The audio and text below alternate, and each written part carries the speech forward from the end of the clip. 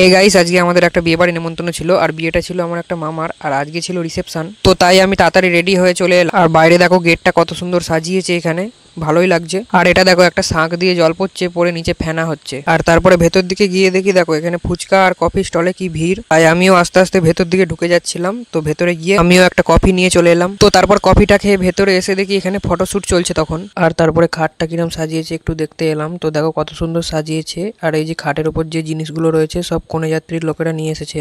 তো তাড়াতাড়ি করে দেখে বেশি দেরি না করে চলে এলাম বাইরে, এসে বসে বললাম খেতে। আর পাশে দেখো আমার একটা বন্ধু, আর সামনে ছিল আমার মা আর একটা বোন, মানে আমার মামার মেয়ে। আর এই যে দেখো আজকের মেনু এটা।